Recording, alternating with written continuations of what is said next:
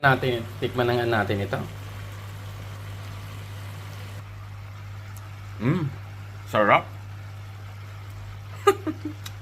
Mikos-mikos talaga. Ayun, no? Maraming salamat. Ito ang ating subabayan natin ngayon ng mikos-mikos ng ating pinuntin yung lahat kung saan makisulok sa mundo. Ay pamikos-mikos ang ating luto ngayon. Adobo pala ito. At ginawa ko lang ito ng pakuluan ko muna siya habang lumalambot ako ng kanyang buto ng paa ng manok. Wow! Buto ng paa. So ito ngayon, niniluan ko na siya. Hindi ko na napakita na nagisa ko ng sibuyas at bawang. At nilagyan ng mantika. At mikos-mikos po ito. At haluin ko naman mamaya na itong ham. Ayan. At ito ay recipe pala. Ito ay mikos-mikos. Ayan. Mikos-mikos ng adobo. Kung ano mang pagluto ng mikos-mikos ng adobo. Ganito po siya. Ayan. Nilagyan ng bawang.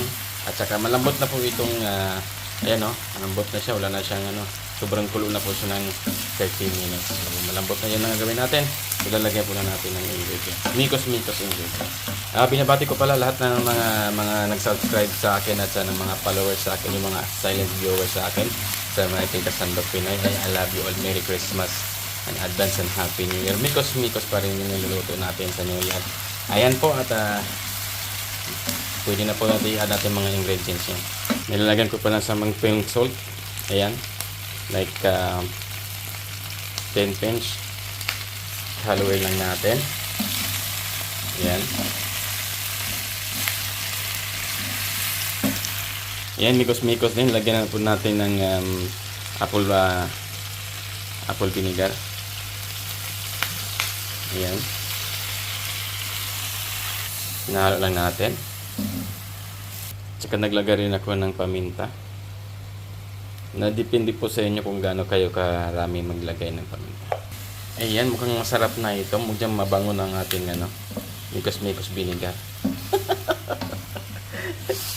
Ayan. Yung sobrang bango na po siya. Aroma flavor na. Lumabas na bang kanyang kasarapan ng amoy.